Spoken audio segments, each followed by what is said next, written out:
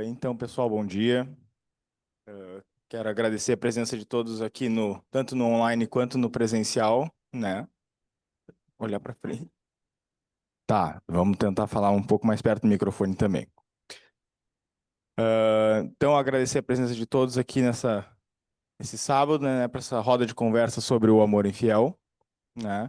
Que vai ser coordenada pela Ângela, com a participação do Frederico e do Abraham, né? E eu queria chamá-los, então, já aqui à frente para nós começarmos a nossa roda de conversa e darmos início à nossa atividade desse sábado.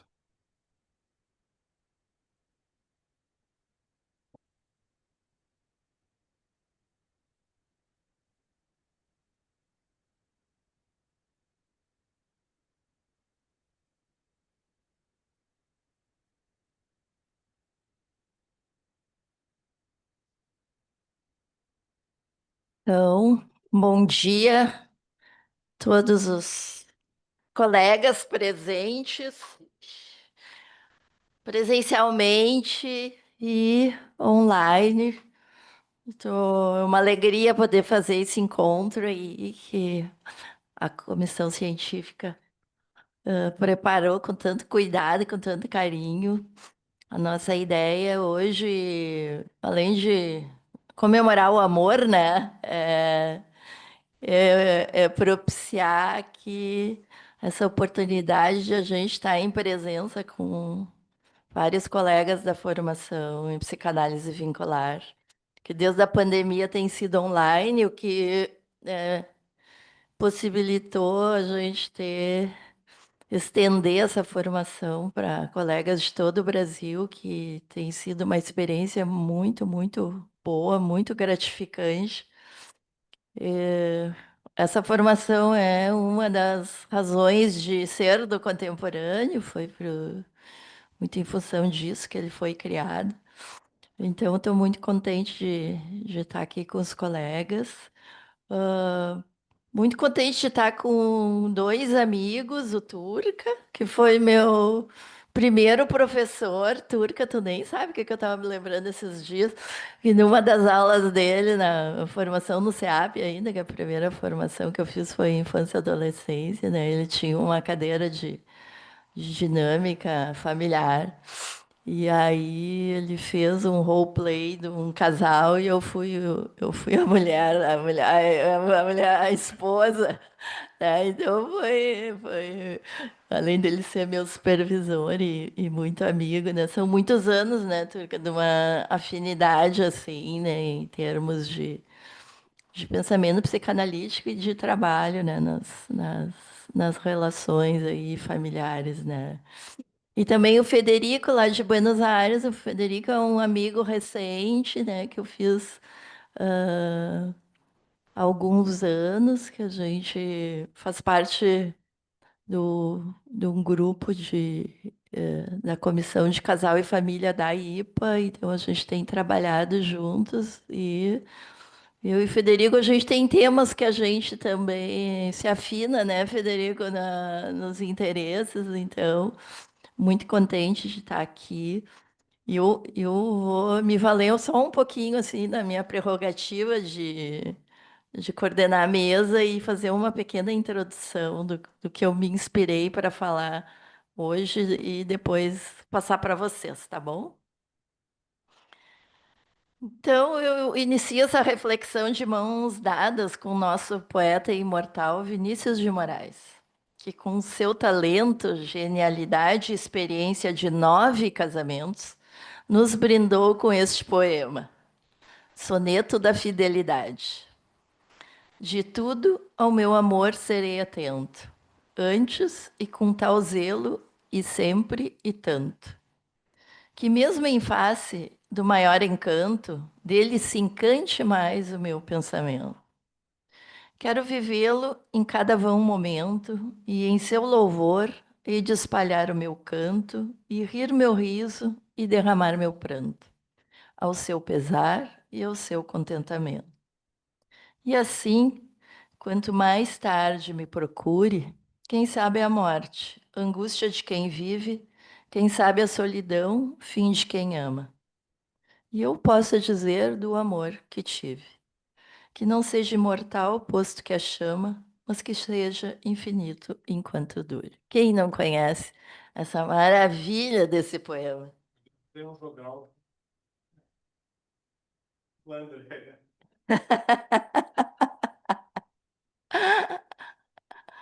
Então, dou a mão também aqui e para o nosso grande mestre e amigo Donaldo Schuller, que eu gostaria muito que pudesse estar aqui presente, mas em função desse inverno tenebroso, ele não vai estar, mas está em presença aqui.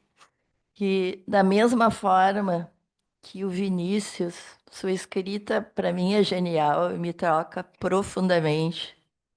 Por isso, em sua homenagem, e porque não conseguiria escrever dessa forma, trago alguns fragmentos do seu livro Abismados em Amor, de 2013.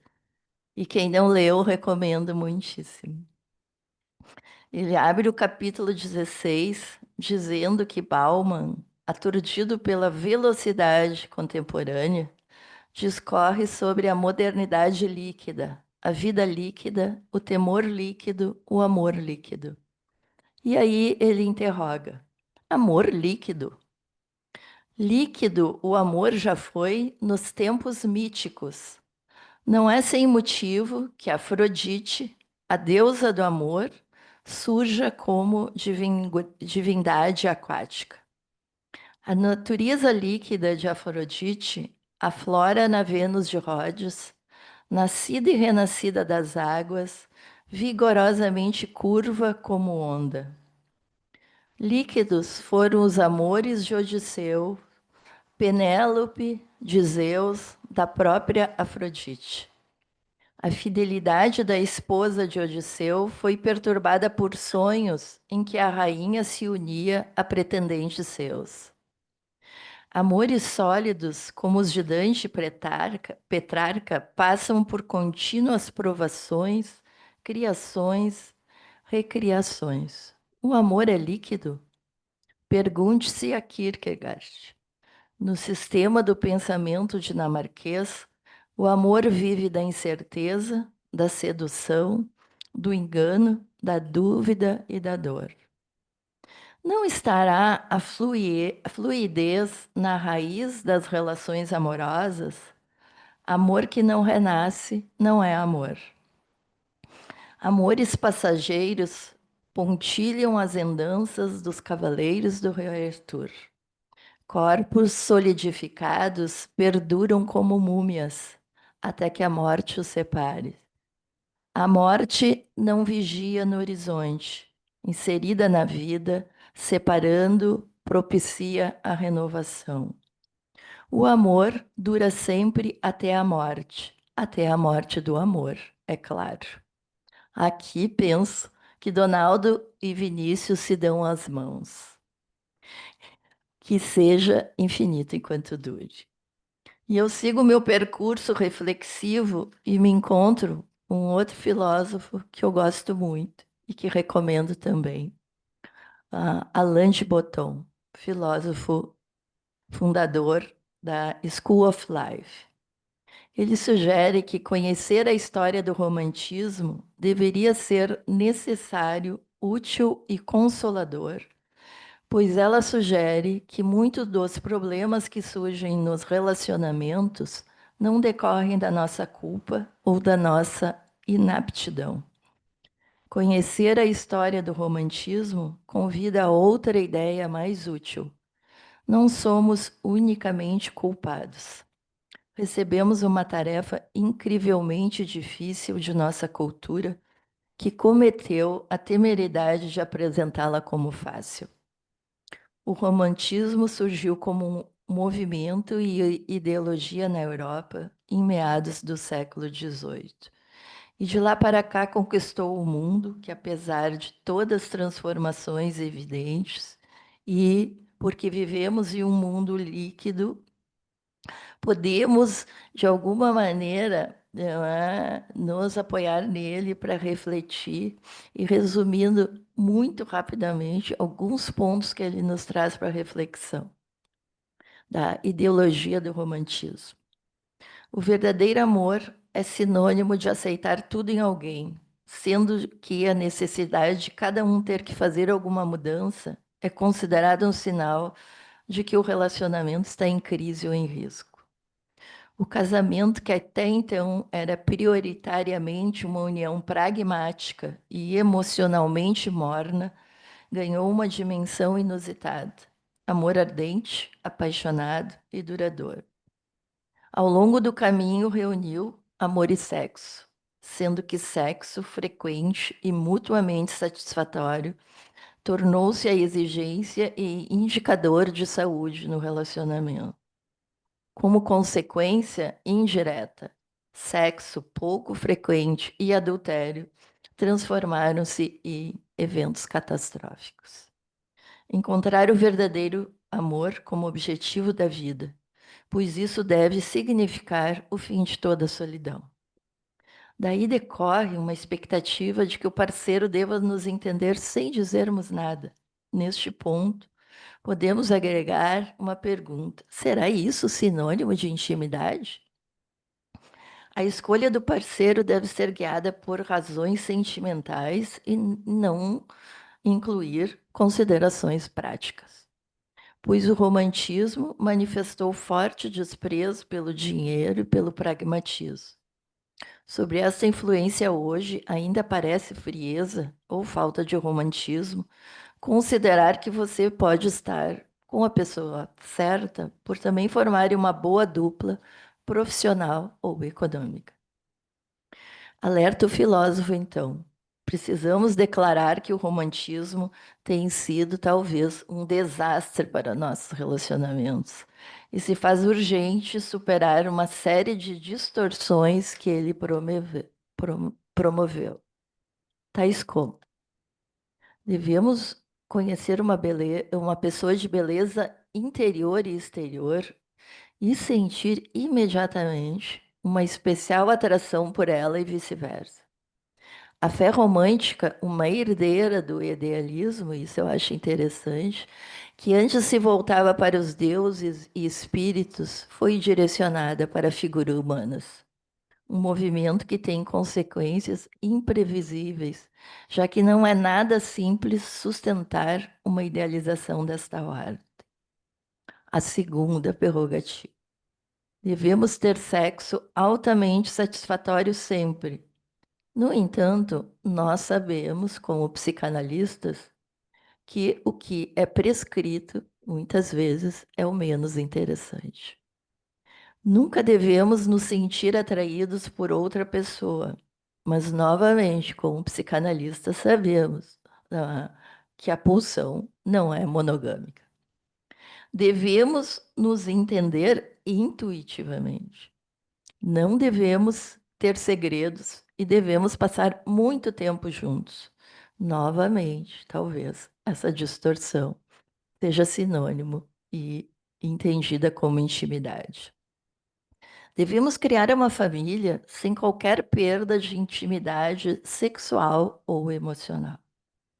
Nosso amante deve ser alma gêmea, amigo, motorista, contador, administrador da casa, guia espiritual, etc. E as mulheres, como decorrência de séculos de dominação masculina, são mais suscetíveis aos efeitos deste ideal romântico. Hoje ainda se vê, no dia a dia do nosso consultório, mesmo mulheres com bom nível de educação, independência financeira, autonomia, que tenderem a considerar que a vida pessoal carece de atrativos e significado se não constituírem uma aliança conjugal. A outra pressuposto do romantismo é que a gente não precisaria de uma educação no amor e para o amor. Alguns anos atrás, a Marta Medeiros, nossa jornalista aqui, fez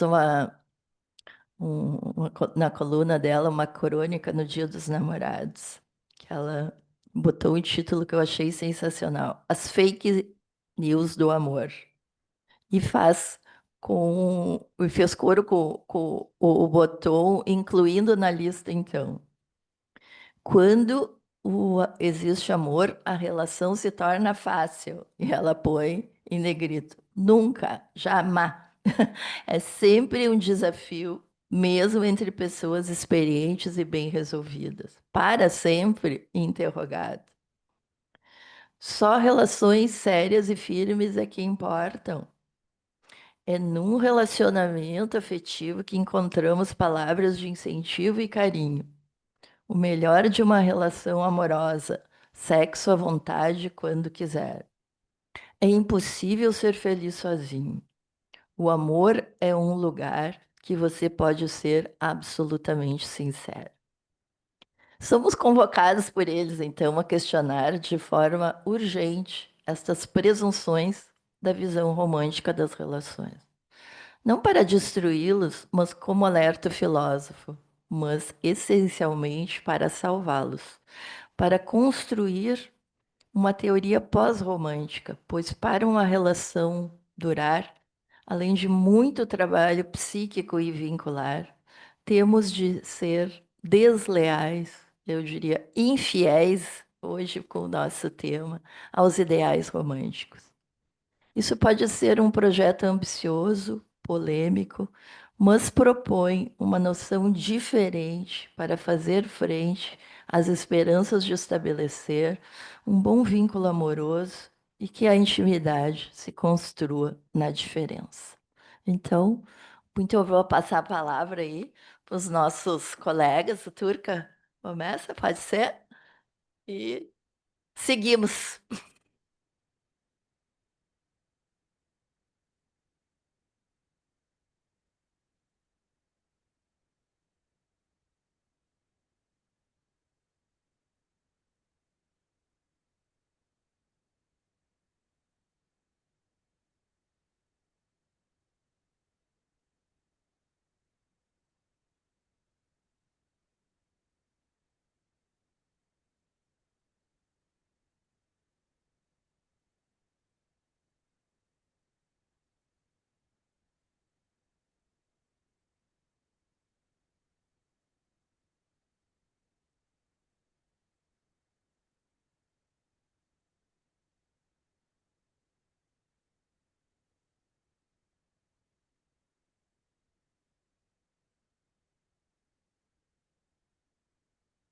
Bom, quem me conhece um pouco tem notícia de que eu tenho passeado por tempos históricos.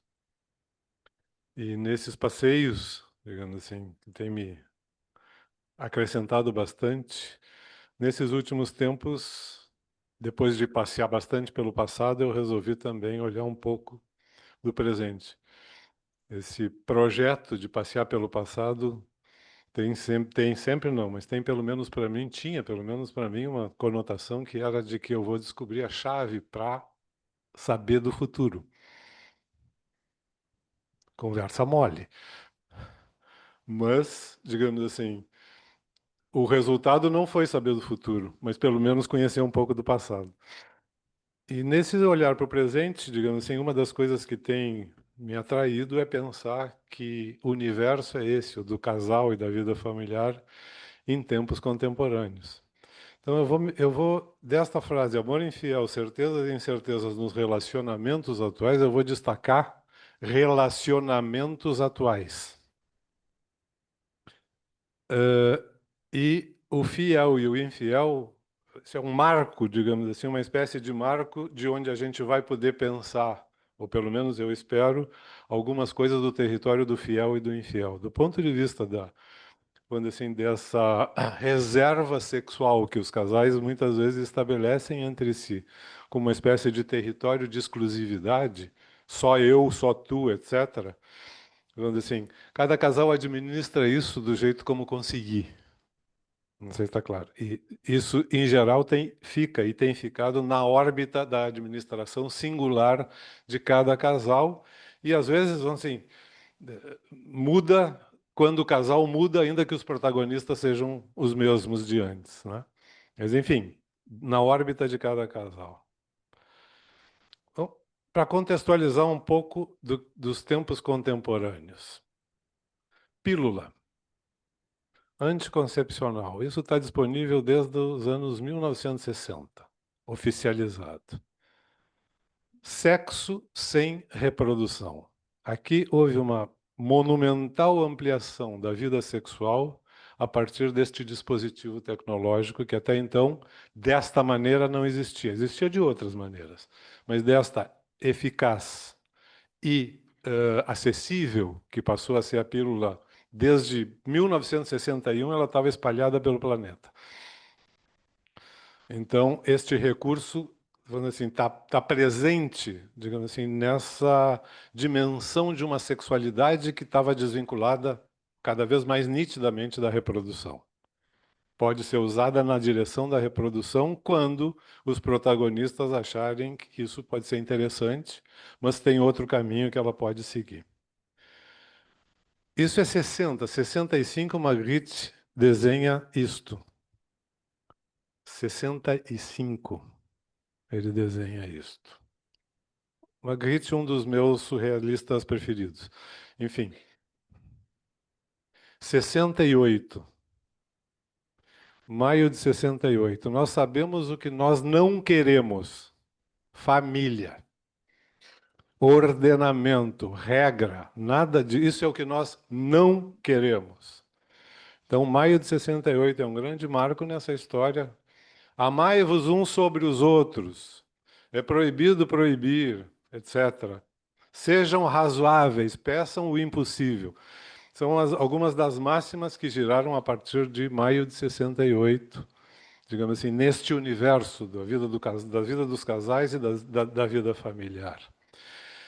Esse é um marco significativo porque, a partir daí, e ao longo da década de 70, a gente começa a observar em dados demográficos um aumento cada vez maior do número de separações de casais. Nos anos 70 e dali para frente, quando assim, este evento, que era até então um evento excepcional na vida das famílias, passou a ser um evento possível, tá? Dentro do horizonte das possibilidades. 69 tem uma monumental ampliação que começa com este evento, esse é um boteco de Nova York chamado Stonewall Inn. Essa foto é recente, porque esse boteco que foi sede de uma rebelião em 69, era um bar gay que era visitado por policiais, que eram mantidos com propinas dos frequentadores, que era a população gay, etc., de Nova York. Se revoltam em junho de 69, e isso causa um auê, e a partir daí uma série de modificações que vão ocorrendo no território das sexualidades em geral. O governo Obama declara este um lugar público e hoje é lugar de visitação turística em Nova York, etc. Está aqui embaixo o endereço para quem quiser ir.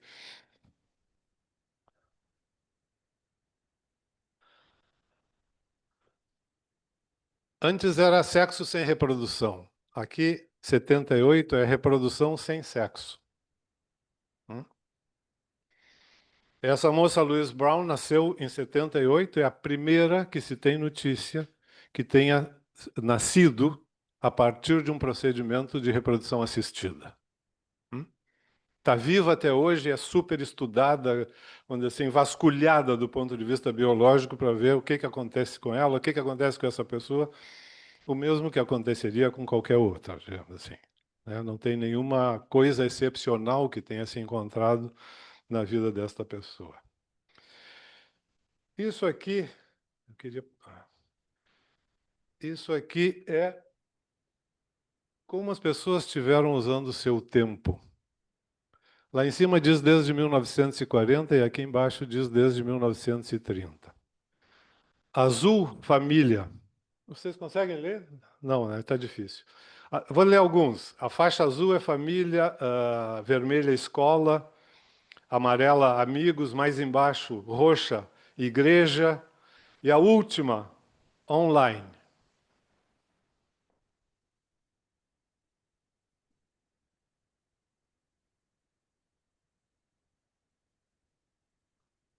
Trinta e cinco, 36, 38.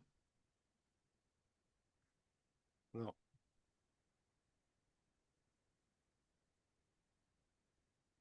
Me perdi aqui. Deu. Eu quero interromper. Não, tudo bem. 45 terminou uma guerra.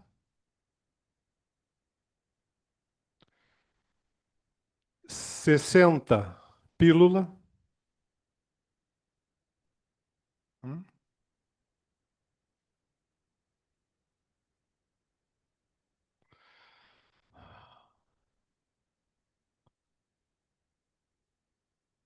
91, primeira página web.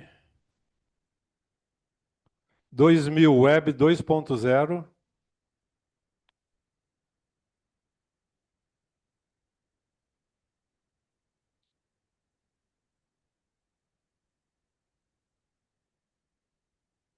2024, este é o panorama. Relativo isso, não tomem isso como uma coisa, digamos assim, criteriosa no sentido, vamos dizer assim, estrito, mas dá uma noção do que vem ocorrendo nesses últimos tempos, em relação ao tempo que se usa em cada um desses dispositivos. Esse é o contexto geral do século XXI. Já começou no século XX, mas permanecem iguais essas mesmas tendências no século XXI, pelo menos até agora. Né? Há um aumento significativo da expectativa de vida. No século XX foi muito marcante, de 40 a 42, 43 anos até 75, 80, entre 1900 e 2000. Isso com duas guerras horrorosas, com mortalidades pela primeira vez na história aos milhões. Guerra nunca deixou de existir no mundo, mas que tivesse vítimas contadas aos milhões, o século XX foi que inaugurou isso. Aumento da participação feminina no mercado de trabalho. Eu digo que não é que a mulher começou a trabalhar no século XX, bobagem, a mulher trabalhou desde sempre, mas aqui ela ingressou no mercado de trabalho. Diminuição da natalidade. É verdade que o aumento da expectativa de vida, entre os elementos que aumentaram a expectativa de vida, foi a diminuição da mortalidade infantil.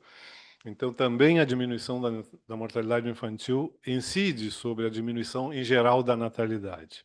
E, a partir dos anos 70, o aumento das separações conjugais. Esse é o contexto, digamos assim, que a gente vive no século XX e no século XXI. Então, foram aparecendo, ao longo desse período, várias alternativas conjugais não monogâmicas. Essas são algumas delas. Tem muitas, essas são as mais conhecidas, digamos assim, as que têm mais divulgação. Adultério consentido, swing, por exemplo, que é uma monogamia amorosa com poligamia sexual. Aqui, nesse caso, a gente está falando de condições de orientações sexuais, heterossexuais, em geral. O casamento aberto é um casamento que inclui mais de 2 membros no casamento aberto. Também situações, aqui ainda, cada um dos membros com perfil homossexual.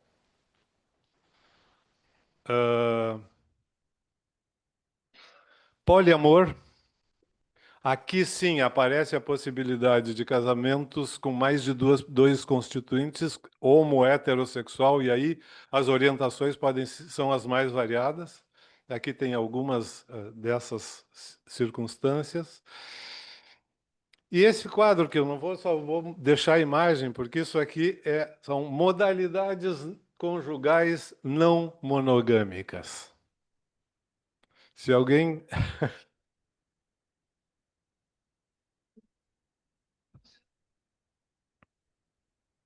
Para começar a se entender.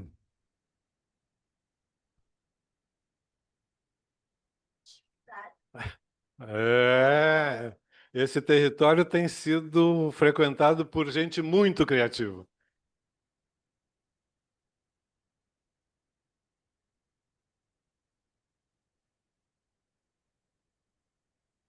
Internet nessa história.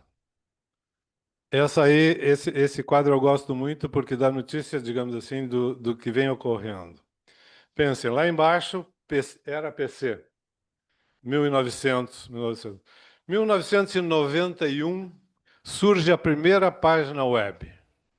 uma página estática. Foi um avanço monumental em 91 o surgimento disto. Primeira página, né, web, a existência da web, toda essa história. Uns 10 anos depois surge, essa depois ficou conhecida, primeiro era a web, 1900 quando surgiu. Depois ela passou a se chamar web 1.0 quando surgiu a web 2.0, que surge no início dos anos 2000. Web 2.0 é conhecida como a web social. É a web em que o usuário participa. Na web 1.0, o usuário não participa, ele não ingressa na web. A partir da web 2.0, sim, o usuário ingressa na web, por isso ela é conhecida como web social. E a partir de então, Web 3.0, que vai ser lá por 2010, 2012, esses números são aproximados. Considerem dessa maneira. Aparece a Web 3.0, que é a web semântica. Então, é a palavra, o Google, a palavra conduzindo, etc., tudo isso. E, perto de 2020, surge a Web 4.0, que é a web portátil. Que tem várias aqui nessa sala, seguramente. Quase tantas dispositivos quanto pessoas nessa sala. Eu não trouxe o meu, quero dizer. E se trabalha na Web 5.0, que até agora não apareceu, não surgiu, mas que está sendo anunciada, vem sendo anunciada como a Web das emoções. Essa vai nos interessar muitíssimo, né, quando surgir. Então, é neste universo e neste mundo que eu acho que vale a pena que a gente dê uma olhadinha em algumas coisas. Como essas aí. Eu vou deixar o que está escrito para que vocês possam ir lendo, não preciso dizer. O que a web propõe para a gente é velocidade, liberdade e anonimato. É um pacotão maravilhoso. Saber tudo o que a gente quiser, poder ver e falar com quem está longe, poder nos divertir com passatempos interessantes e muito mais.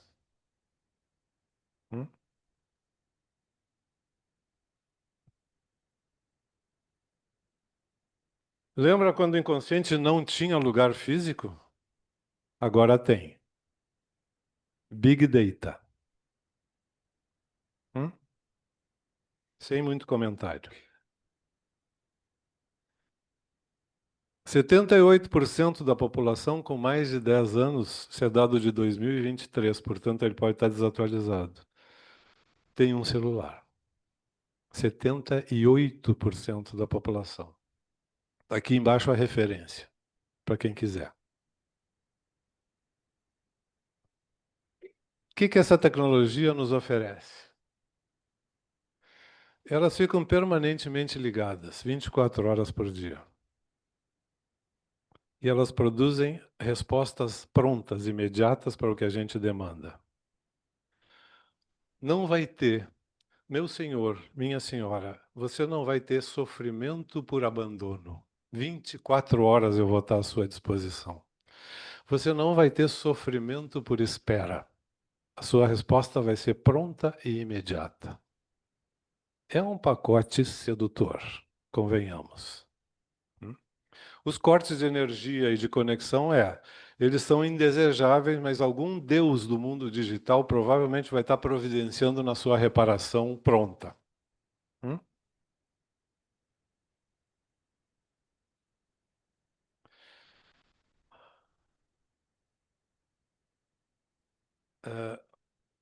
Tem uma prótese egóica algorítmica nessa história. Tem uma monumental ampliação do território do ego, para usar a terminologia freudiana, que eu gosto muito, que está permanentemente disponível. Uma ampliação de ego, digamos assim, deste território do mundo psíquico, não ocorre sem interferência nas demais estruturas psíquicas deste universo. O que ocorre aí, eu não sei direito. Essa parte eu não sei, mas alguma coisa ocorre isso. aí nessa história. E o que essa tecnologia oferece, esse cara, o Morozov, eu acho que define de uma maneira lindíssima, tanto que eu citei textualmente, porque eu não sou capaz de dizer melhor que ele, tão brevemente. Dá para ler? Porque ficou apagado ali. Desacordo e conflito são vistos como subprodutos lamentáveis da era analógica. Então, a interferência que esta tecnologia está produzindo é no território do conflito. E esse território não é um território indiferente para quem quer pensar a realidade psíquica do ponto de vista psicanalítico. Tira conflito da psicanálise e eu acho que vai sobrar muito pouca coisa para a psicanálise ter o que dizer.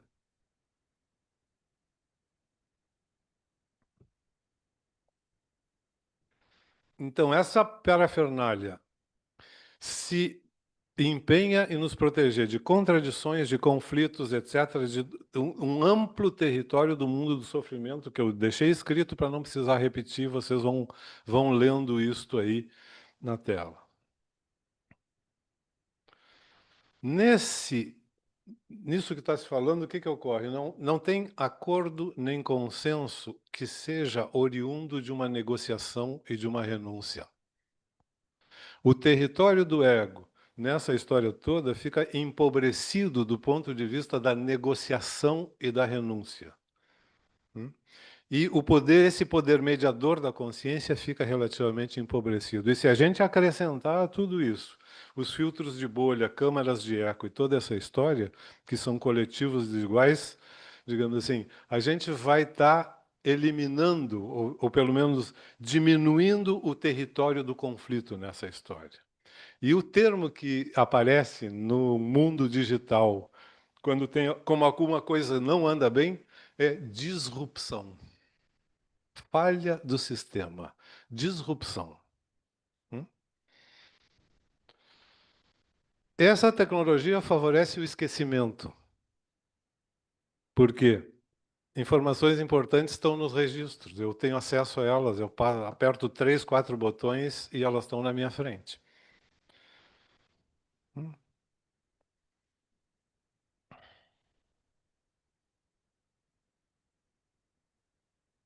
E essa tecnologia incide sobre a forma como se constroem os vínculos. Promovem vínculos que possam ser desfeitos fácil, rápida e frequentemente.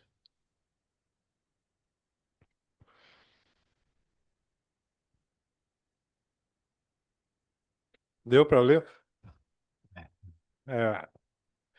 Eu tenho encontrado artistas plásticos inspiradíssimos, digamos assim, que expressam de uma maneira brilhante muitas dessas coisas que estão ocorrendo nesse mundo digital, né? Então, as que eu encontro e acho legais, eu tenho querido aproveitar também para deixar isso cada vez mais evidente. Esse cidadão japonês encontrou uma solução para as turbulências conjugais, para as diferenças, gritos, recriminações, etc. Esse sujeito, 35 anos, celebrou seu casamento com a Tsunemiko, um holograma de uma jovem de 16 anos, com longuíssimos rabos de cavalos azuis. Essa foi uma figura, um holograma, que foi inventado por uma empresa, Gatebox, está aqui embaixo. Essa figura, este holograma, fez espetáculos em várias arenas mundo afora antes da pandemia, reunindo grande quantidade de público. Para esta ocasião, este senhor convidou 40 pessoas para uma celebração do seu casamento, uma festa numa capital japonesa.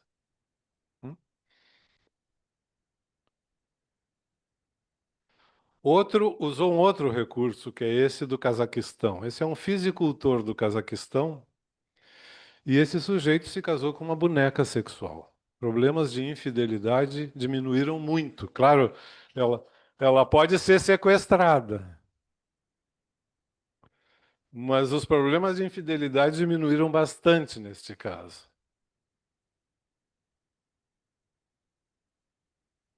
Essa notícia é de novembro de 2020. Então, essas são formas engenhosas de lidar com dois tipos comuns de sofrimentos vinculares: os pelo excesso de proximidade e os sofrimentos pelo excesso de distância.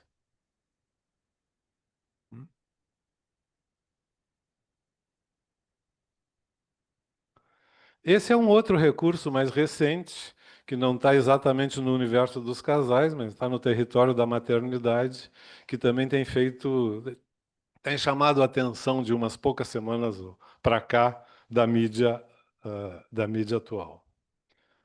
Aqui tem algumas outras circunstâncias que eu vou passar, isso não importa muito, mas essa também é uma pessoa que resolveu seus problemas de infidelidade conjugal através da celebração do casamento consigo mesma. Sologamia é uma modalidade que vem sendo usada. Tem aqui, para quem tiver interesse nisso, uma empresa canadense que é especializada nesse tipo de eventos.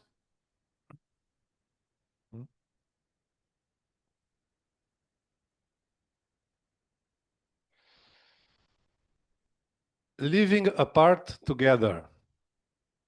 Esta é outra modalidade de vinculação conjugal que tem existido nos tempos atuais. Eu quero você, eu necessito você, eu não quero viver com você. Então, são casais que se estabelecem em dois endereços diferentes. Às vezes é no mesmo bairro, às vezes é no outro continente.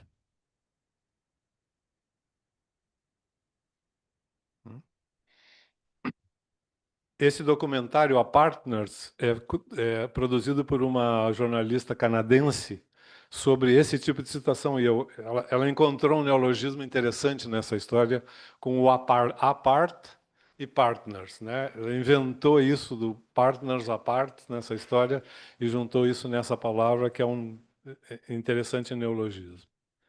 Mas a verdade é que dados estatísticos dão notícia, dados de 2015, portanto, dão notícia de que algo como 20% das pessoas registradas nos censos demográficos como vivendo sozinhas, na verdade, são membros de um casal a partner. Os censos, habitualmente, os registros demográficos, habitualmente, demoram bastante tempo para poder captar estas mudanças que vão ocorrendo na população. Então, muitas vezes, do ponto de vista do registro de censo, elas são, vamos dizer, isso está ausente. A iFamily é uma outra modalidade, é uma variação disto, não exatamente igual, mas são circunstâncias em que, por alguma razão, alguma das pessoas da família ou do casal precisa se afastar por um tempo prolongado. E este afastamento por um tempo prolongado é mantido através de um vínculo digital.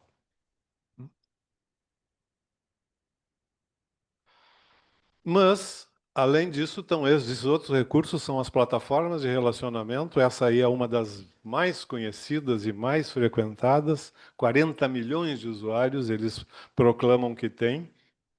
Privacidade resguardada, todas essas histórias, com observação. As mulheres em busca de homens são membros plenos gratuitamente, para quem tiver interesse nesse território. E aqui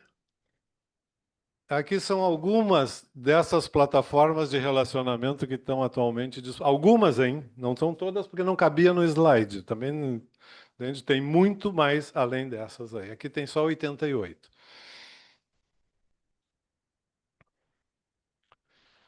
Então, uma das coisas que essa tecnologia vem produzindo é o que eu estou chamando de um tônus paranoide. O que é isso?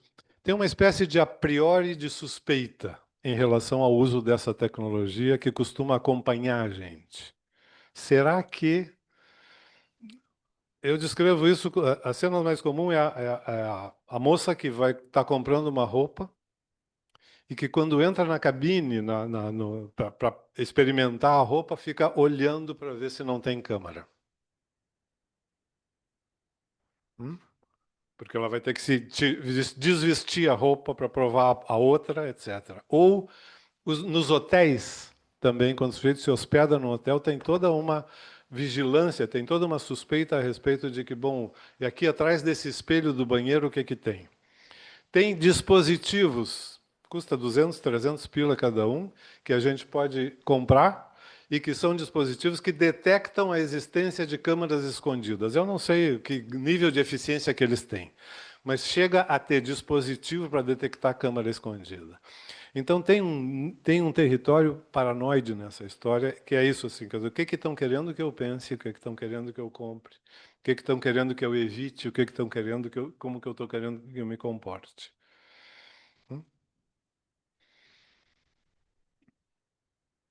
Esta é outra, uma máxima do mundo digital é esta: forget privacy. Lembra do Dante? Esqueçam a esperança? Bom, é essa, agora é essa aqui. Esqueçam da privacidade. E essa tecnologia faz alguns dessas situações, assim, sequestro da atenção. Bom, a atenção é valiosíssima para essa tecnologia. E eles são muito bons nisso.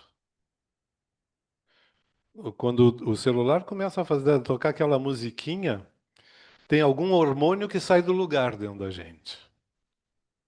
Mesmo que a gente resista durante alguns segundos. Hum?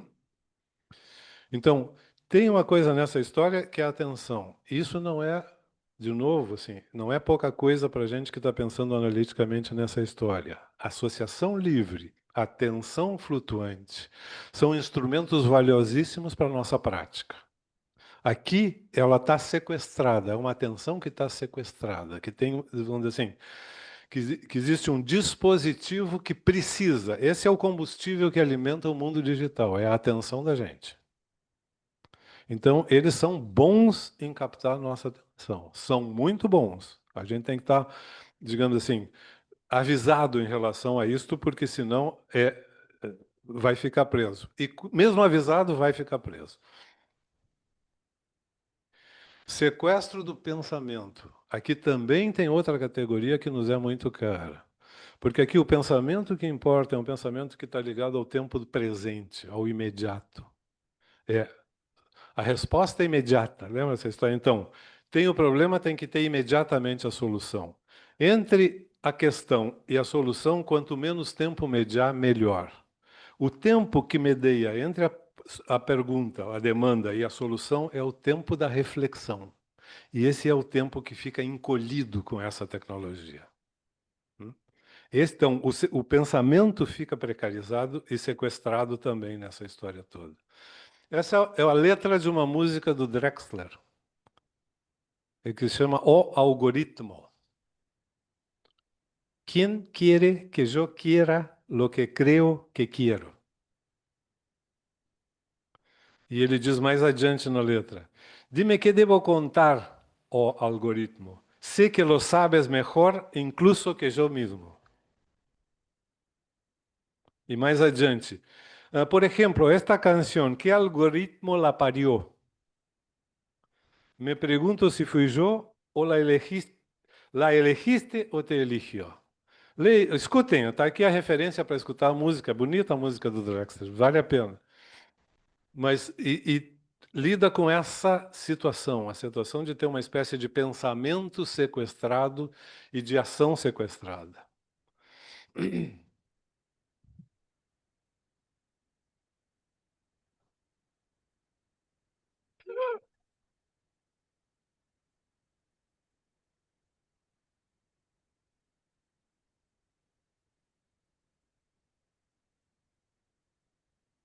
Segundo um professor de Yale, que estuda estatística e análise de dados, as empresas de cartão de crédito têm como saber se uma pessoa vai se divorciar com até 2 anos de antecedência.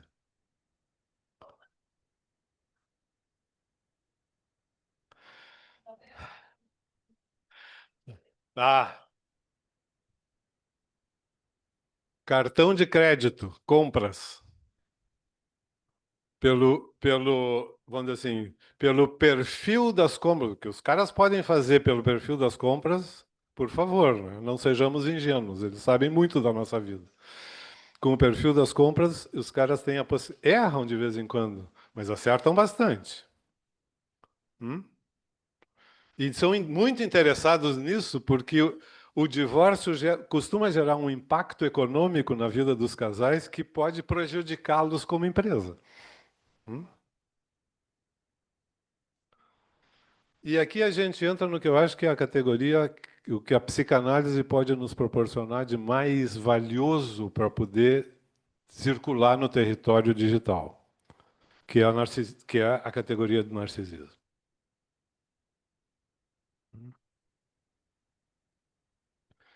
Tem uma dimensão, esse narcisismo que eu estou falando tem uma dimensão clínica para a gente pensar de um jeito, né? De um lado, digamos assim, um deles é esse, que para mim tá, não consigo ler lá em cima. O universo.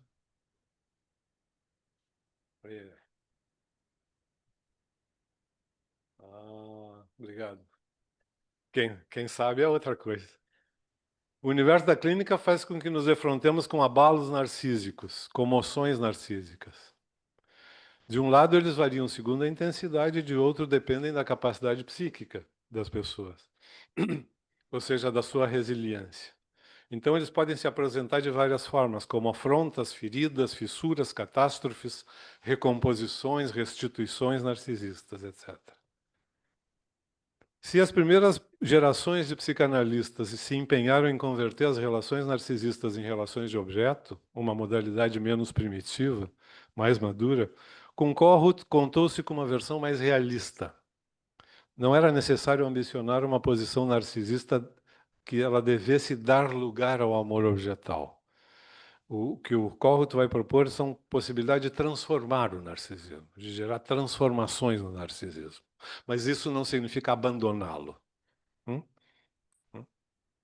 E entre essas transformações ele propõe algumas, a criatividade, a empatia, etc.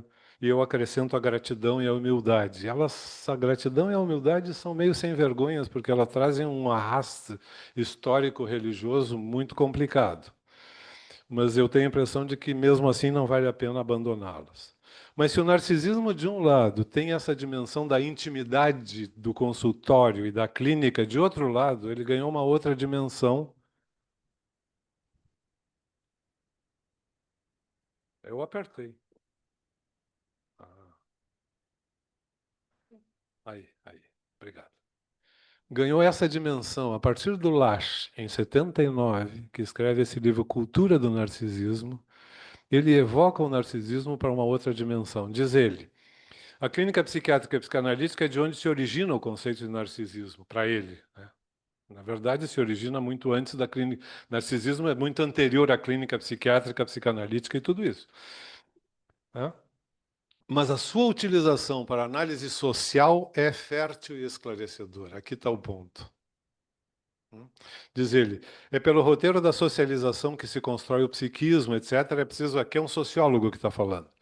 É preciso entender o narcisismo como uma importante defesa contra sentimentos de dependência da primeira infância. E depender do outro é vivido como um déficit narcísico.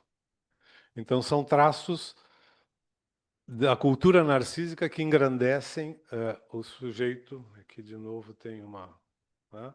Bom, assim, o fascínio pela fama, pela celebridade, etc. Relações pessoais mais íntimas, agora é a parte em branco ali, que incluam o compromisso emocional, renúncia altruísta ou lealdade, pensem no casal e na família, são consideradas fraquezas e empecilhos à expansão do eu.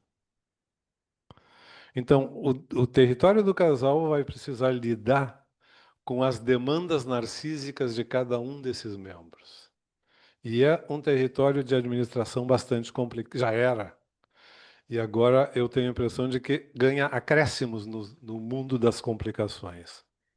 Da mesma maneira, etc. Regras e regulamentos devem ser respeitados, mas não se aplicam a mim.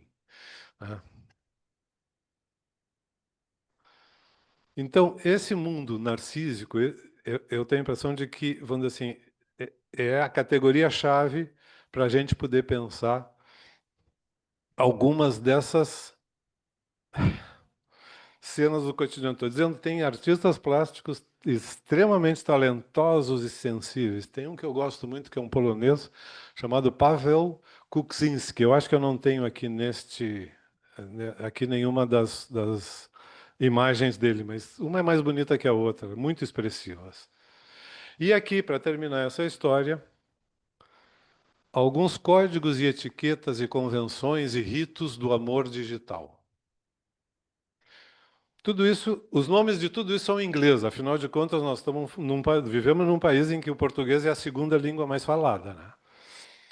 Então, o Zooming, que é romper o relacionamento por videochamada.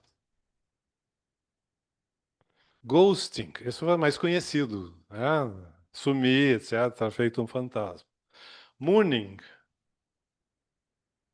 não atender telefonema, não responder, toda essa história. Mooning, variante do ghosting.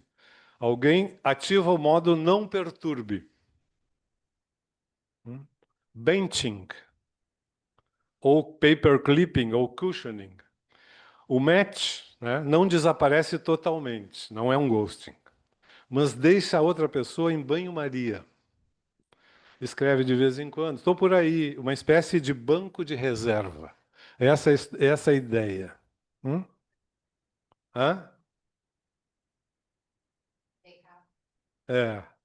Tem mais. Curving, pocketing, glamboozling. Meu inglês é de viamão, vocês podem entender.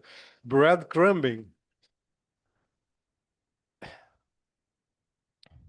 Então, estou deixando para que vocês leiam, porque afinal de contas tem que se atualizar sobre esta. Exatamente, isso aí. Pocketing, né? Quando guarda no bolso. Fica ali.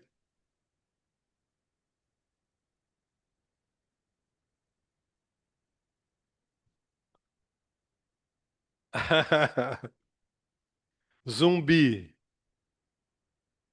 Orbit, tem vários nessa história.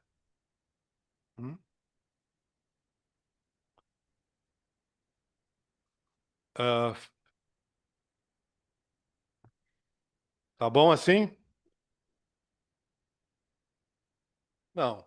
Quero terminar com isto, porque eu acho que a gente tem que olhar para este universo. E, finalmente,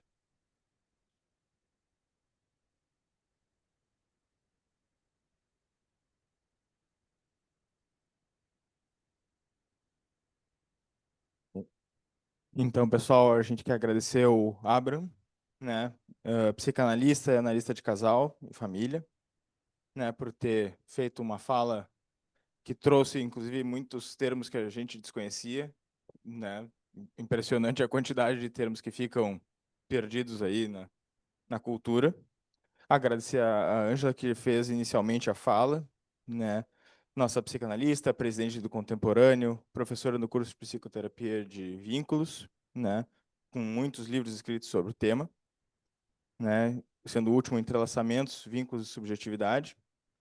E então a gente vai chamar, né, o nosso último membro da nossa roda de conversa, né, o Frederico Urman, membro de honra da Associação Médica da Argentina, membro titular e com função didática da Associação de Psicoterapia de Buenos Aires, especialista em crianças e adolescentes, mestre, mestre em família, professor titular no Instituto Universitário de Saúde Mental, na Universidade de Entre Rios e outras instituições.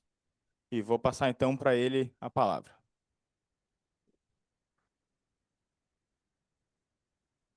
Muito obrigado. Bom dia, caros colegas. Meu Deus, o portunhol é ruim demais. Não dá. Mas eu posso falar devagar.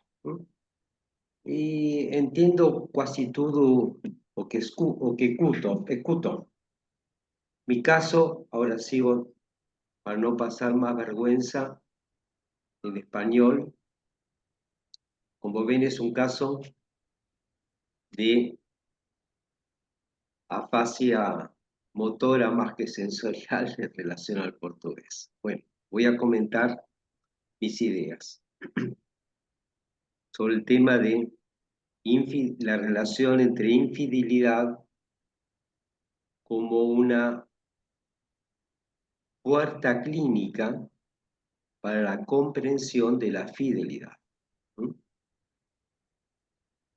Y en estas circunstancias de la vida actual, está en una situación muchas veces de desfondamiento. Entonces, ¿qué pasa cuando recibimos la pareja que consulta por infidelidad? Empezamos por el enfermo, el sujeto infiel. ¿Deberíamos señalarlo con el dedo o cuidarlo de toda estigmatización? ¿O aliarnos con su narrativa del hijo pródigo que luego de la transgresión permanece o regresa a lo instituido y solicita perdón? ¿Tener como finalidad la solución final de la infidelidad? Pero esa aspiración a su cancelación puede no dejarnos respirar tranquilos o permitir tal vez el alojamiento de alguna potencial inspiración. O tendríamos que comenzar por su víctima. ¿Y hacer qué? Consolarla, apaciguarla, advertirlo, prevenirla, tranquilizarla. Deberíamos resignarnos a ser una oficina administrativa de reclamos y objetos perdidos que reciban una fila los informes quejosos de los pacientes clientes. Tal vez sería más conveniente indireccionar, rodear, desviar hacia el sendero del testimonio dialogal de existentes implicados. Decía Marcelo Persia, no se trata de encauzar a alguien o algo, sino de seguir un flujo rumoroso, el de una estrategia de cuidados. La pareja ha tenido y tiene las cosas claras. La fidelidad y su sombra, la infidelidad, tiene posiciones definidas y maniobras tradicionales. Solo que este criterio contribuyó a crear la situación sintomática vincular por la que se consulta. Y la obviedad de lo familiar ha tenido derivas patógenas. Una y otra vez se nos impone el pensar desde el uno, desde la intersubjetividad y desde el mundo interno de cada participante. Aunque Borges ya proponía, ningún hombre sabe quién es, ningún hombre es alguien.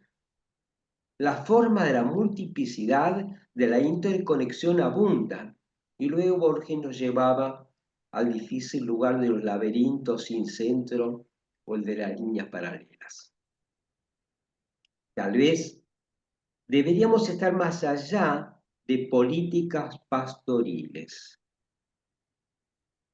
Acampar en territorios inciertos donde se tensan fragmentos ambiguos en el límite de lo audible.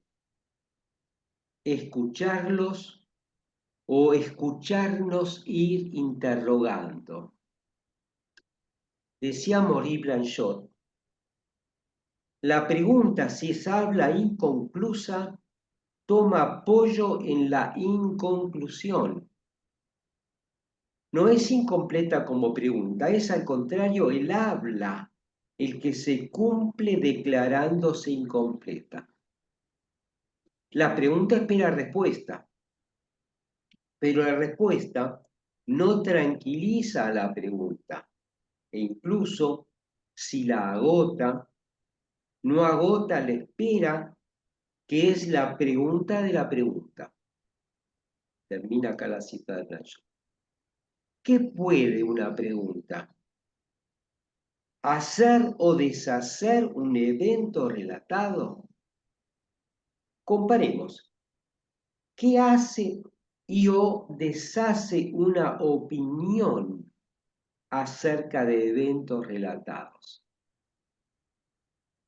Comparo lo incomparable para visibilizar mi tendenciosa preferencia por la pregunta y desde luego por la pregunta acerca de las opiniones. La pregunta intranquila es mi outtake preferido productivo. Pensar otra vez, volver a nominar. Un conflicto nombra lo que captura. La conflictividad invita, dice Marcelo Persia, a pensar algo que se fuga de la representación.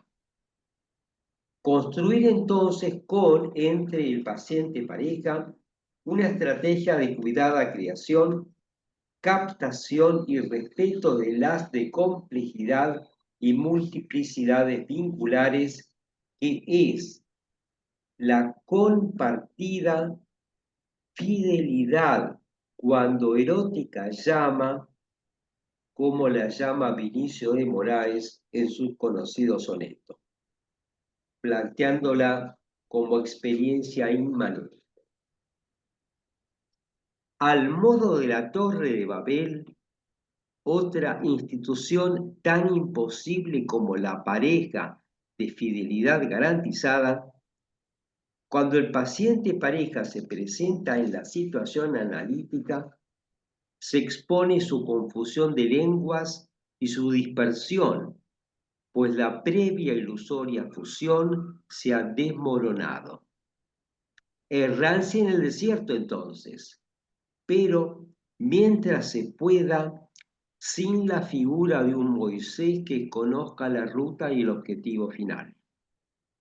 Tal vez se pueda, como sospechaba Bartés, construir otra Babel feliz que disfrute del trabajo desde y con las diferencias. En la pareja, uno de sus integrantes suele preguntar por qué y el otro se interroga acerca del cómo continuar. Suelo tomar ambas inquietudes como expresiones conjuntas y en la tarea analítica ese orden inicial suele invertirse, pues observando y reflexionando acerca de lo que en inmanencia hacemos entre todos, es la construcción entonces de verdades vinculares plurales, vamos atisbando retrospectivamente qué elementos sobredeterminaron la actuación infiel, verdad histórica en la conceptualización freudiana. Es decir, la motivación de alterar el pacto que decidieron comprometer libremente y el credo en el que se basó.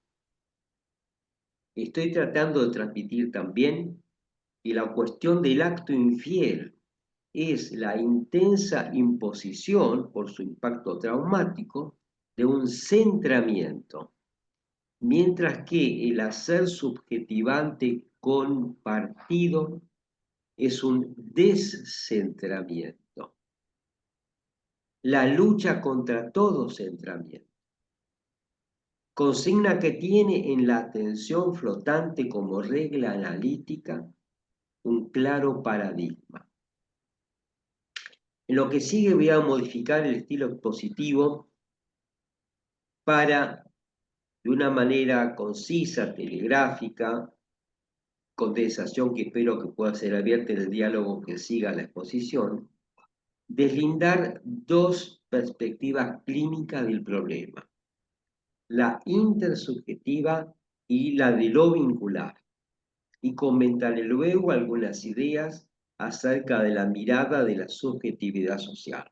Entonces, insisto, el aspecto más importante de este comentario es el de diferenciar la mirada en la problemática de la pareja desde la intersubjetividad y la mirada desde lo vincular.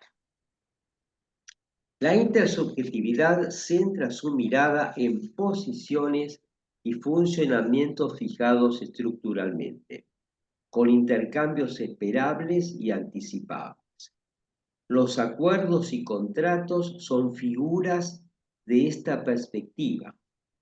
La infidelidad rompe esta organización.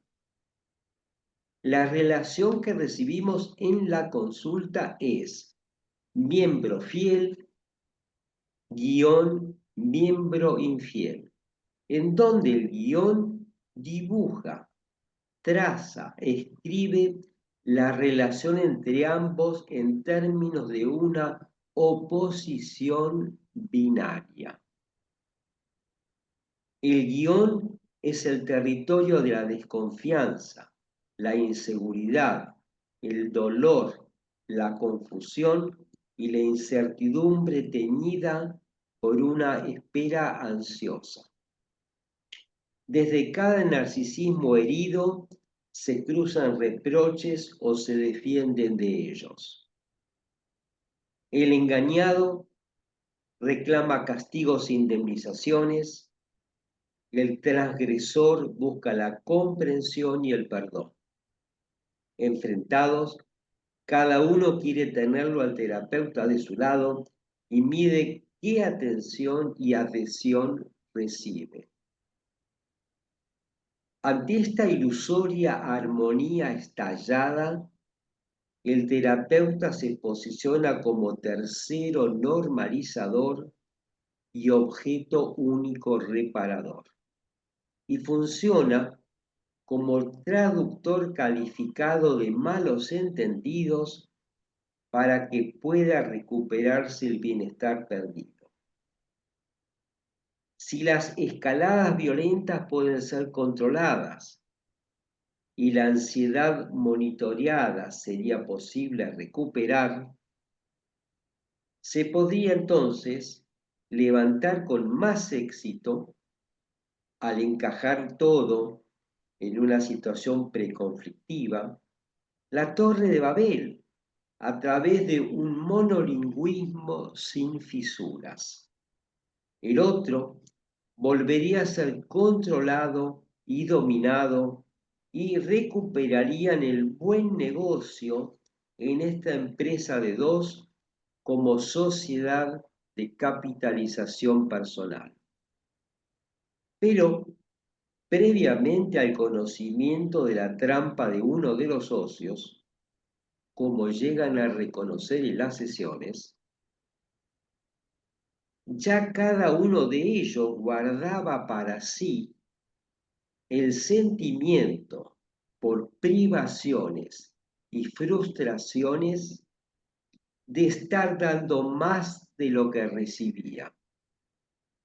Y si mantenía la sociedad, era por apostar a que la inversión daría intereses compensatorios más adelante, o que debía resignarse por conveniencia social o económica, o por los hijos, etc. Se podría llegar a prevenir, aceptando su imposible erradicación, un nuevo contagio por este virus o parásito invasivo destructor.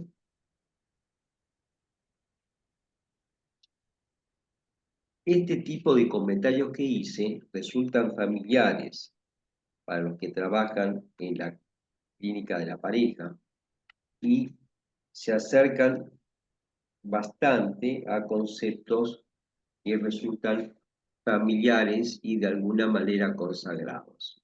Vamos a plantear ahora la perspectiva de lo vincular, que es una clínica un poco más compleja o que mira perspectivas más complejas. y que es más difícil a veces de conceptualizar. Desde la perspectiva de lo vincular, partimos de la partición y de un espacio, el entre dos o más, en el que puede producirse un encuentro subjetivante de ajenidades implicadas en un hacer. Para ello, reúnen afectos y motivos, fuerzas diferenciantes contactando en ese espacio con que los une y separa. Esta construcción instituida e instituyente examina la problemática de la fidelidad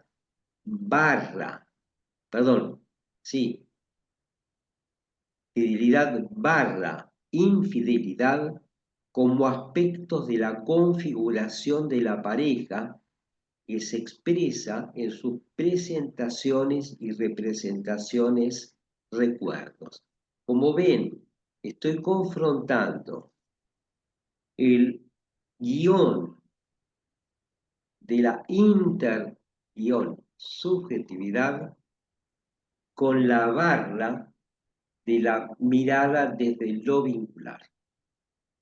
La barra dibuja el espacio, o mejor, la espacio-temporalización diferenciante con partida en la pareja, conjunción disyunta que se puede escribir I/O, que palpita en una discontinua continuidad donde la experiencia vincular incesantemente se abre, cierra, abre. Y acá vuelvo a pedir perdón por los neologismos. El entre es la pista de aterrizaje de los imprevistos arribos acontecimentales, eventos inesperados capaces potencialmente de marcar a los implicados, arribo que disloca lo previo y lo lleva a un inédito hacer. Llega el acontecimiento como donación de sentido y sin sentido, de experiencias y misterios, de desencuentros encontrados. Desde sus primeros pasos, la pareja se da la fidelidad y la infidelidad. La fidelidad es, en mi lectura, no a lo contratado y ya vivido, que es el pacto del uno, sino al acontecimiento del arribo del amor que recuerda que es un garabato lúdico de dos, inesperado, inspirado e imprevisible como todo ir jugando. Esta es la apuesta riesgosa del dos. Nos resulta, por otra parte, sabemos de las angustias de los casados instituidos que se sienten cazados, encerrados o atrapados en rutinas en las que deben servir sexualmente para cumplir con lo adeudado por lo acordado. Leído en su positividad, la actuación infiel puede a veces ser un grito que pide otra fidelidad mutuamente satisfactoria en la pareja. Pasemos ahora a reflexionar sobre una mirada desde la subjetividad social. Hay dos figuras que como tipologías psicosociales del siglo pasado se mezclan en una rotonda o Carrefour con una tipología de fin del siglo pasado y que en el actual se asienta.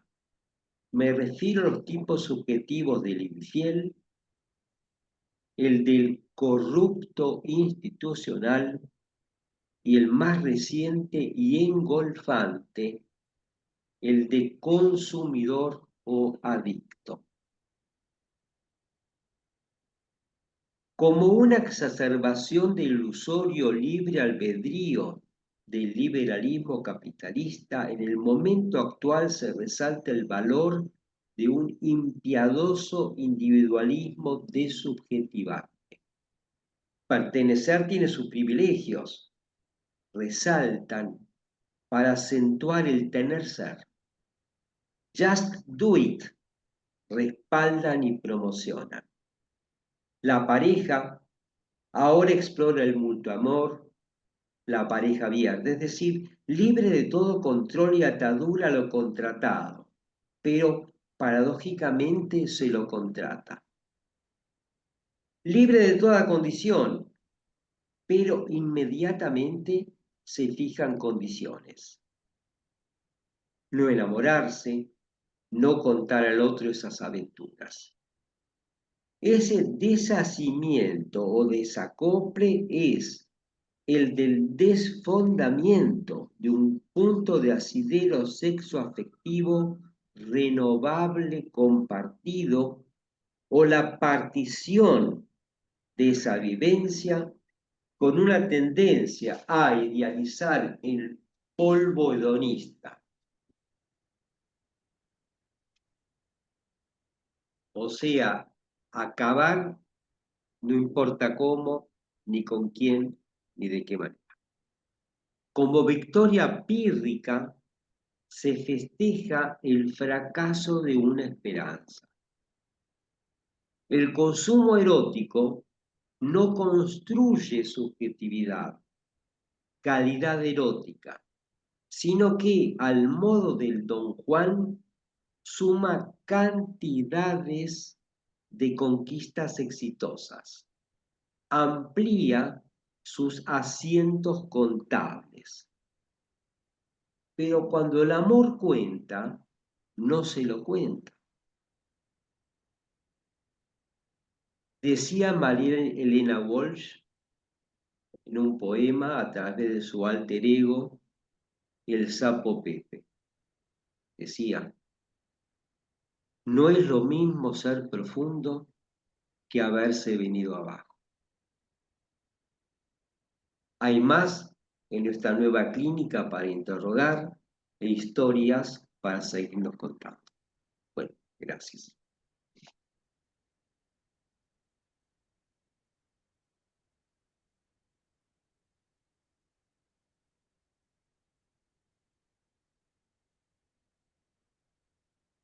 Bom, obrigada, Frederico, obrigada, Turco. Depois dessas maravilhosas falas e reflexões, eu vou abrir aí para a gente poder conversar um pouco. Vamos ver o que que o pessoal aí da plateia tem para comentar. Pessoal do online também, né? E eu fiquei pensando algumas coisas aí, onde, enquanto vocês faziam o aquecimento das falas, né? Ô, Turca, tu tem que passar para nós esse dicionário aí das modalidades de relacionamento, né? Mas quem trabalha com casal, mas mesmo quem não trabalha, é um cenário clínico muito intenso, é quando tem uma situação de infidelidade. E aí não vou falar só da infidelidade do ponto de vista erótico, sexual, mas também tem situações onde as pessoas na relação se sentem muito traídas, não é? Porque algumas produções do casal se desencontraram, ou alguns acordos, não é? Que funcionavam e que traziam esta vivência de parceria e de confiabilidade. Esse é um ponto que eu queria trazer assim, para a gente poder pensar, né, junto à fidelidade e infidelidade. é a questão da confiabilidade, como que, né, se põe em movimento este elemento tão importante em qualquer relação. Tá? Que a confiabilidade tem a ver com um pressuposto também de previsibilidade e de estabilidade. Eu me lembro que a Janine Puget falava ainda que estar vinculada é caminhar em areia, e eu brincava com ela, Janine, ninguém aguenta caminhar o dia inteiro na areia, tem que ter alguns pontos de estabilidade, alguns pontos de descanso, alguns pontos de sossego numa relação, né? Então, eu queria trazer para discutir com vocês a questão da confiabilidade e a questão de que uma experiência de infidelidade, seja de qualquer ordem numa relação, mas especialmente quando é uma questão erótica, sexual, e que envolve o corpo do outro também, né? É um território, né, muito íntimo, né? Mobiliza sempre questões narcísicas muito importantes. Tá? Isso é o que a gente vê na clínica, nas discussões de casais, e inevitavelmente, por, por mais que seja um casal que já consegue refletir o que pode ter produzido da relação, aquela situação de infidelidade, não passa imune a este sentimento, né, de ferida narcísica muito dolorosa, muito dolorosa. E isso pode ter muitas, né, muitas implicações e muitas apresentações, desde de poder fazer o trabalho de luto disso, né? Que é diferente do culpado da vítima, mas também que a ficar preso numa situação de muito ressentimento. Então, isso aí que eu queria trazer. E aí eu lembro a música que eu adoro do Chico, Gota d'Água, né? Cuidado que eu sou um pote até aqui de mágoa e qualquer desatenção, faça não, pode ser a gota d'água. Então, acho que isso aí para Eu, trazer para vocês. deixa eu tomar essa provocação, não sei se o Federico quer fazer algum comentário, mas a mim me ocorre. O tema da confiança eu acho que é um tema importante no mundo psicanalítico, vamos assim, evoca apego e evoca, digamos assim, esse tipo de situação. Eu gosto de pensar também numa outra categoria que foi produzida por um pessoal que tem experiência de trabalhar psicanaliticamente com população de rua. Estou falando do meu amigo Jorge Broid, em São Paulo. E ele fala em ancoragem. Fala numa categoria que eu acho que é muitíssimo interessante, porque apego tem muito mais a conotação de uma condição infantil. E a ancoragem não, tem uma condição de adulto. E é muito interessante de que o que eles se defrontavam trabalhando com população de rua era o que que aproxima esse sujeito da vida. Onde é que ele faz vínculo para continuar vivo? Isso eles chamaram de ancoragem. Então, a ancoragem pode ser as coisas mais variadas, desde, sei, uma pessoa significativa que foi se formando nesse universo, o cachorro, enfim, uma série de outras circunstâncias, mas que dão uma espécie de sentido para a vida desse sujeito. Em relação à confiança, pensei em alguns tempos, há muitos anos atrás também, a respeito disso, do vínculo de confiança, e acho que tem nessa história uma imensa injustiça nessa história. Que é o seguinte, um vínculo de confiança em geral se estabelece quando a gente se compromete e cumpre. Uma vez, duas, 8, 40, não sei quantas. Depende do nível de paranoia de quem está em jogo aí nessa relação. Mas chega um momento em que depois de 40, depois se eu fiz as 40, na 41 eu já mereço a confiança de que o que eu me comprometi eu vou fazer. Então é preciso de uma certa repetição de experiências em que o compromisso e o cumprimento ocorram uma e outra vez. Para desconfiança basta uma. Aí é que está a grande injustiça. Para confiar precisa várias, mas para desconfiar uma é absolutamente suficiente. Então, a história que eu vejo nisso é, digamos assim, de olhar para esse tipo de relação com o cuidado, digamos assim, de, de conhecer que aqui, bom, o estrago que uma dessas circunstâncias eu posso causar, vale a pena que eu possa ter presente o tamanho desse estrago antes de poder promovê-lo. Então, nesse sentido, assim, de poder identificar isso, estou falando até de uma clínica da confiança, se quiser pensar desse jeito. Mas o que eu vejo é isso, para construir a confiança é preciso de um certo número de repetições. Mas para a desconfiança... Yo querría hacer dos breves comentarios y agradezco los aportes de los colegas. En relación a la confiabilidad, efectivamente tiene esa importancia que están comentando. Por eso yo comentaba y hace al contrato que el contrato tiene un credo, yo decía, tiene un credo, tiene una confianza y tiene una fe. Hay una relación entre fe y fidelidad. Y se llama infiel en el terreno religioso a los que no comparten cierta fe, entonces se los posiciona como herejes. ¿Mm? Pero, y acá siguiendo lo que yo decía, hay dos miradas. La mirada de la intersubjetividad es la mirada de la confianza guión desconfianza. ¿Ven lo que decía antes cómo funciona? Como binarismos opositivos. Y como también decía Abraham, las confianzas y las desconfianzas se construyen en una relación de antagonismo.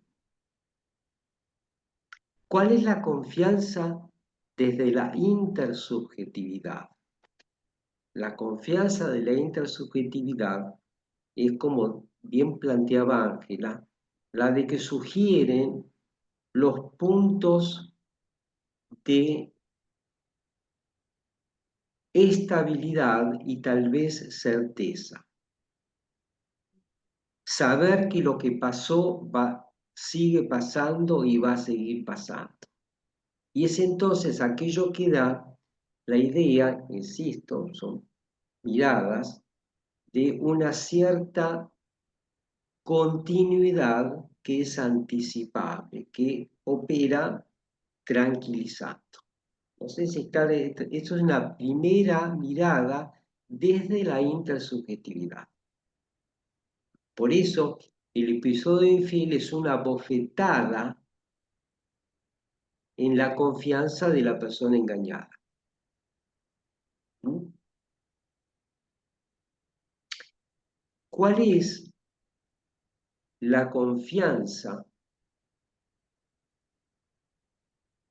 en que se basa, en mi manera de pensar, lo que llamo la lógica del dos, la de lo vincular o la del entreexistir subjetivante o diferencial? Es la confianza que en la apertura el amor arribará. Es la confianza en el acontecimiento inesperado. En la palabra que sorprenda, como diría Pierre Morley Planchot. Es una confianza distinta. Vamos a una cosa que decía muy bien Ángela y yo simplemente la digo. O sea, en lo vincular se parte de la separatividad y se parte de que el existente no es inicialmente un sujeto, por eso hablamos de subjetividades sin sujeto. Son conceptos un poco difíciles a veces de captar. Entonces, si la mujer está en la casa, ¿cómo sabe que el hombre al que no ve le es fiel o infiel? Lo decimos abiertamente, simplemente no lo sabe, simplemente no podría nunca saber. Entonces, ¿qué la tranquiliza? Que no se va a resolver, no se va a resolver, no sé, ahora generando un dron que lo siga 24 horas, etcétera, es que es bien. No, no, se va a resolver por una donación de confianza. Se va a resolver porque la persona apuesta a que va a seguir siendo elegida y que eso le podría llegar a bastar. ¿Mm? En ese sentido, me acerco entonces a lo que decía Abraham, desde la perspectiva del 2, ahí encuentro yo el lugar del coraje, porque se necesita tener coraje para dar esa confianza, darla porque sí, darla, darla en nombre del amor, arriesgarse. Amar es siempre arriesgarse, como cualquier juego, ¿no? Pero son juegos que valen la pena. Bueno, gracias. Verdade, Federico, é isso aí. Carol, tu queria comentar alguma coisa? Deu. Bom dia, então. Já estou dizendo até boa tarde, porque a gente está escutando vocês aqui, passa um filme na cabeça. Eu acho que a Ângela trouxe muitas inquietações, assim, na a fala dela, sobre essa coisa da infidelidade, da fidelidade, trazendo o soneto ali pra gente, né? O Abraham faz um recorrido histórico, assim, belíssimo, belíssimo. A gente aprendeu muito contigo hoje de manhã. Aprende sempre, mas hoje um pouco mais. Fiquei inquieta com algumas coisas, né, do que tu trouxestes, e aí o meu feminismo fala mais alto. E aí eu trago, assim, algumas coisas que tu trouxe, ele me chama a atenção, já tinha me chamado a atenção isso em conversas no consultório, mas do porquê que as mulheres estão abertas nos aplicativos, né, porquê que as contas das mulheres são abertas, né, fico com a impressão que é uma coisa machista ainda, né, de que as mulheres estão ali, né, para serem escolhidas ainda, né? Os homens não, né? Os homens pagam para aquele lugar, não. A gente está ali, né? A gente fica, né, exposta nesse lugar. Depois, acho que no final tu termina, né, lindamente, de uma forma triste, mas fazendo um protesto aí pacífico importante dos números de feminicídio, né? Nosso encontro do outro mês também foi sobre violência da mulher. A gente tem um departamento aqui na instituição que fala disso. A gente sabe que isso acontece muito nas relações interpessoais. E fiquei me perguntando, né, o quanto a fidelidade, a infidelidade, tudo isso que está aí, que a gente sabe que é do intersubjetivo, que é da relação singular de cada casal, também afeta todas essas questões narcísicas, né? E leva esses atos de violência e de ruptura, né, como um todo. Eu acho que a gente entra numa relação de casal às cegas, né? Mas acho que o Federico traz uma coisa muito importante, assim, que é ter essa coragem em crer no outro, né? E investir no outro. Mas não é no outro simplesmente, né? Porque também tem um aspecto narcísico, é no que tu oferece a esse outro, né? É o que tu banca para estar nesse lugar, né? Enquanto o que que ocorre aí quando essas coisas se rompem, né? Quando o imprevisível acontece. A gente fala também, me parece, sobre essas infidelidades mais do corpo, carnal, física, mas tem outras de outra ordem, né? Que eu acho que é importante a gente poder pensar também aqui, né? Não se ater só a isso. Então, muito obrigada pelas falas, e aí trago alguns pensamentos aí para a gente continuar. Oi, tem? Não, Carol, boas provocações, gosto disso. Acho que é verdade, acho que tem traços, marcas machistas aí, pela rua, pelo mundo e dentro de mim.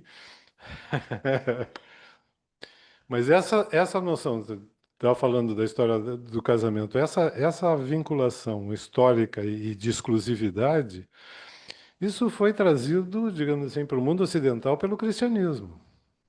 Isso aparece na Epístola aos Efésios de Paulo. Cristo e a sua igreja, o marido e a sua mulher. Essa relação não se rompe. Essa relação está estabelecida. Agostinho vai dizer isso mais claramente no De Bono Conjugal. Vai falar em proles, fides e sacramento, como marcas do casamento cristão. Produzir prole, fidelidade entre os casais, e sacramento, quer dizer, esta relação estabelecida já não pertence mais ao mundo humano, já tem uma graça divina sobre ela e que, portanto, ela já não tem mais a possibilidade de se desfazer. O cristianismo inicialmente impedia o casamento de viúvos e viúvas, por exemplo, porque não se ficaria fora da religião. Então essa marca, Agostinho, 400 e pouco, Tomás lá em 1300 reafirmando tudo isso, digamos assim, dá notícia de que, bom, casamento é isso. O cristianismo está dizendo, casamento é isso, ó. É isso. Quer inventar outra coisa, inventa, mas isso aqui é que é casamento. E em todos os tempos se inventaram outras coisas. Entende? Em todos os tempos existiam outras modalidades de vinculação, independentes, digamos assim, deste padrão normativo cristão nessa história toda. E eu acho que agora a gente também está questionando bastante, ainda que o cristianismo, pelo menos no Ocidente, continua sendo uma marca significativa. Como é que é em outros lugares, eu não sei. Essa parte eu não conheço. Mas continua sendo uma marca significativa. É uma ruptura milenar, digamos assim, com tradições milenares de bastante intensas e vamos dizer assim, e com uma grande inércia histórica. Eh, O que o Federico comentou, né? Só em associação da turma, porque a confiança tem a ver com um ato de fé, não religioso, mas é um ato de coragem e um ato de fé, né? Contínuo, assim, né? Acho bem importante essa lembrança Mas o casamento é para ser isso, é para ser uma espécie de tranquilizador no meio de tanta incerteza. de tanta incerteza, exatamente. Queria falar, el- fiquei el- pensando. perdón, un pequeño comentario. El machismo, que es un punto que querría naturalizarse como punto de certeza, Sim. está Aham. para Exatamente. ser descolocado. El problema es que el narcisismo es paranoico y vengativo. Es inevitable que cuando los hombres y las mujeres luchan por los derechos de las mujeres, los sectores más conservadores van a querer vengarse.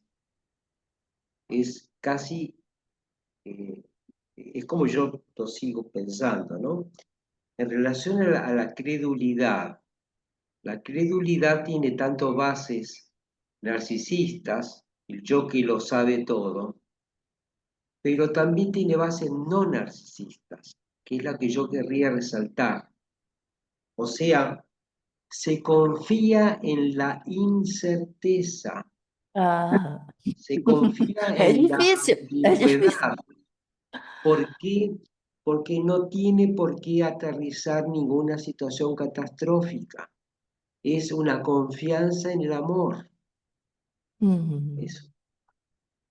Legal. Eu fiquei Fernanda. pensando, assim, pensando a partir do que Carol estava falando sobre, né, outros tipos de infidelidade, e da gente poder pensar um pouco a diferença da traição e da infidelidade. Porque a traição, ela se dá a partir de um rompimento, talvez de um, não sei, estou pensando alto aqui, assim, de algum contrato tácito, né, dentro da relação, que não necessariamente tem a ver com um contato com outra pessoa, né, mas sim um rompimento, né, de algo. Não sei, eu estou aqui tentando ampliar um pouco, Sim. né, essa. Acho que sim, assim, Sim, a traição ou a infidelidade é a ruptura de um pacto narcísico de exclusividade. Uhum. Mas não necessariamente de exclusividade, assim, né? Por exemplo, alguma combinação, né, de, bom, se tu fizer tal coisa, tá tudo bem, mas me avisa. A pessoa não avisa. Isso seria uma traição, né? Por exemplo, eu tenho um caso assim, né? Uma pessoa, um casal que eles, isso eu já vi em dois casais, tem uma relação aberta, tá? Mas eles só se envolvem com mulheres. A terceira pessoa tem que ser mulher e tem que ser uma mulher que foi aprovada pela mulher. Então, assim, Las Pero traiciones, já las passou, já traiciones, aconteceu, só para ah, terminar, desse casal, então, de o homem buscar uma mulher que não foi a mulher que ele escolheu. Isso Ó, foi uma traição terrível, sim. tremenda, Sim, sim, sim. tremenda. porque Isso las não tem toda a traiciones son infidelidade. siempre, traiciones son a pactos, como decía Abraham, porque esto Sim, se pactó. ¿Con qué mujer sí, con qué mujer no se pactó? Y los pactos, reitero, los pactos son figura de narcisismo. El sim, narcisismo es una máquina de apoderamiento. sim, sim, sim. La mujer era dueña de las mujeres posibles para ese hombre, de su lista. Que el hombre traicionara la lista quiere decir que el hombre no está 100% dominado y esa es la exclusividad que se quiere intercambiar. Uhum. Yo te domino a vos y me dejo dominar por vos. Sim. La lógica de lo vincular es una lógica de apertura, no de dominios. Eso. Eu sempre me interrogo sobre esta. Para mim, é uma pseudo-abertura, tá? Justamente porque tá, um casamento aberto, ele não tem como não estipular algumas consignas. Bom, se é aberto, teoricamente, eu não teria que saber se o parceiro saiu, se não saiu, o que que fez, com quem saiu. Mas não é assim. Não, mas o É, casamento é aberto, mas não sem regras, mas o aberto, não sem acordos. esse que é a questão a gente é super aberto, mas não é aberto, na verdade. Não. Porque, né, e um aberto de outra forma é diferente do acordo monogâmico, mas é a colocação de outro tipo de acordo. E aí sim tem a questão, né, de traição, mas esses dias, essa semana eu estava lendo lá no Instagram uma questão muito interessante que estão pesquisando como considerar uma forma de traição ou de infidelidade quando os parceiros não se comunicam sobre seus rendimentos financeiros. Tá sendo. Eu não sei, né, se meu marido exatamente quanto que ele ganha e o que que ele faz com o dinheiro dele, mesmo tendo combinado de que a gente divida as despesas. Então, tem uma pesquisa que estão fazendo, quais são os efeitos disso na relação, tá? Desta não Mas comunicabilidade vamos interessante. lá, digamos assim, nesses acordos e nesses pactos, digamos assim, em geral, explícita ou implicitamente, existe uma reserva de singularidade. Eu compartilho, mas tem um território que não está incluído no que eu estou oferecendo. Não, eu ofereço, Uhum. mas tem um território que eu não ofereço. Tá? Né?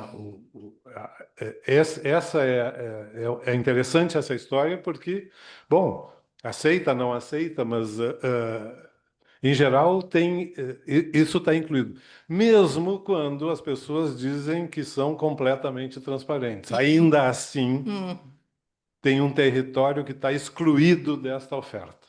Legal. Tem uma pergunta vindo do online, né, do Pascal, né? Ele faz a pergunta aqui: nos nossos atendimentos com casais que se formam através da tela, essa ocupa o lugar do terceiro evocado por Bernstein e Puget? Além disso, nos sites de relacionamentos, quando a pessoa digita o que o outro quer ler, já é o pacto de negativo que fala? Uhum.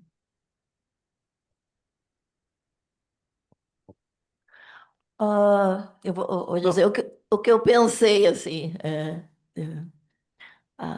O Berenstein e Puget, dentro da perspectiva vincular, eles não pensam no terceiro, né? Porque o terceiro tem a ver já com um pensamento edípico, assim.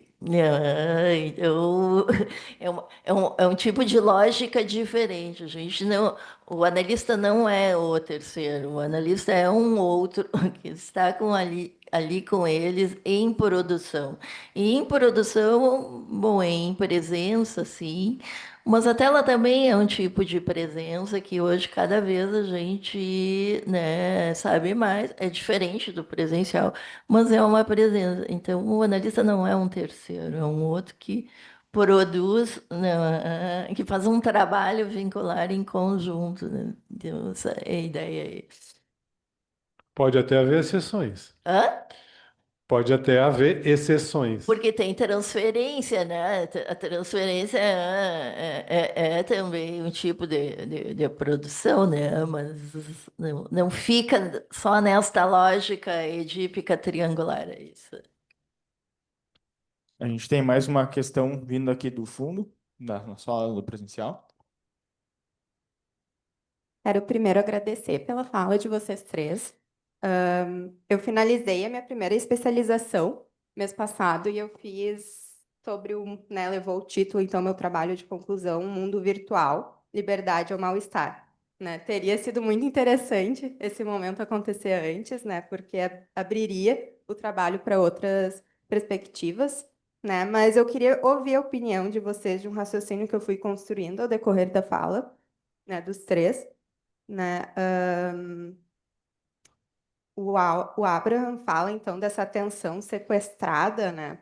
Eu fiquei pensando na questão de talvez ser uma atenção calculada, né? Planejada a partir de modelos do norte global, né? O mundo virtual como esse espelho da sociedade, da ordem dos desejos e também de uma herança transgeracional herdada, né? E fiquei pensando, então, nessa necessidade que poderia a gente colocar aqui, né? Essa confiança, né, dos vínculos ser construída e distribuída no digital para que a resolução, então, fosse oferecida logo após em uma oferta imperdível.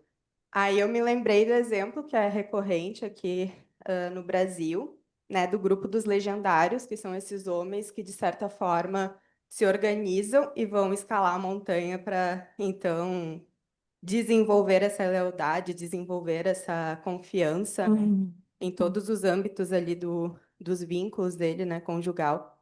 Mas queria ouvir a opinião de vocês. Interessante. Turca, quer comentar alguma coisa? Não tenho opinião. Tá bom.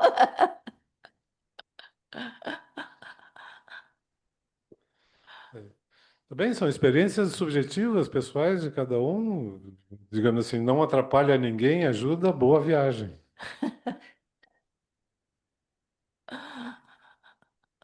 Las pantallas, dos cosas muy breves. Las pantallas, tomando lo que Abraham decía,